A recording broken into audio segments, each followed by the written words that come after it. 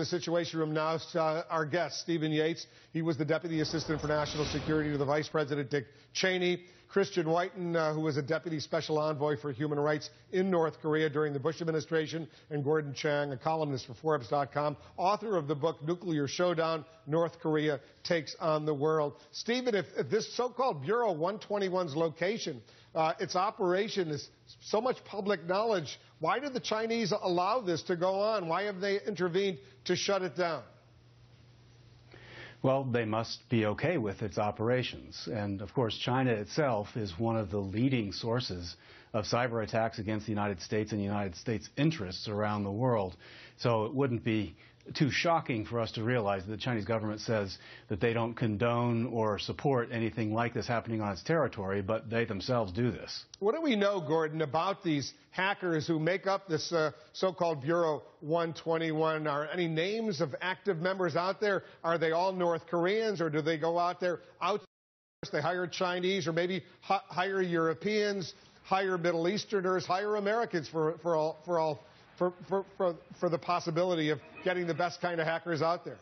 Yeah, Unit 121 clearly has outsourced a lot of their work. For instance, the hack on Sony, which is generally considered to be a Unit 121 venture, essentially worked with Lizard Squad, Guardians of Peace, and maybe even disgruntled Sony employees. But primarily, its staff is North Korean. There's about 1,800 of them, and most of Unit 121's people are actually in Shenyang.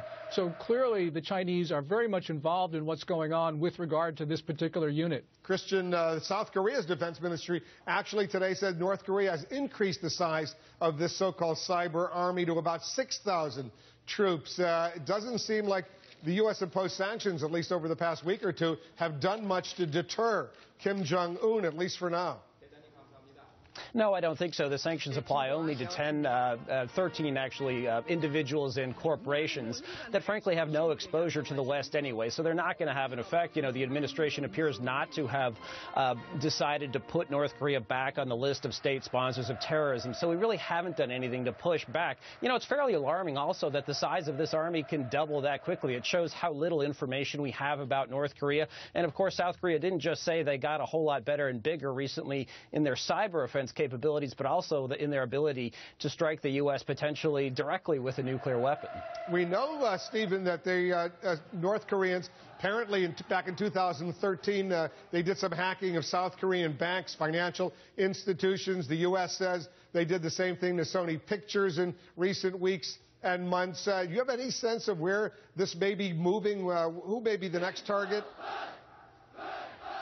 Well, we don't really get to know about where the next target is, but certainly they take signals on what works and where they run into resistance or obstacles and then try to work around them. Basically, the most troubling thing about the Sony hack is how widespread that was. Whether they did it directly or indirectly by way of collaborators, they really got a great deal of privileged information in private companies. And this is actually following a model the Chinese have taken to gain economic leverage and advantage in recent years. They took down an entire company out of Canada, Nortel, by way of cyber espionage. The North Korean could be looking to follow the same path.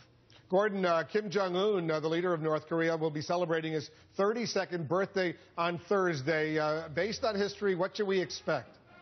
Well, there's going to probably be a lot of propaganda, but also we know right now that the North Koreans are very interested in the South Korean activists who have announced that they're going to take DVDs of the movie, The Interview, which was the subject of this hacking, and actually put them into balloons and launch them over to the demilitarized zone. And if we have to figure out whether there's going to be the next target for North Korea, it's probably these South Korean groups operating on South Korean soil that would probably be the next object of North Korea's attack. Gordon Chang, thanks very much. Christian Whiton, thanks to you. Stephen Yates, appreciate your expertise. Coming up.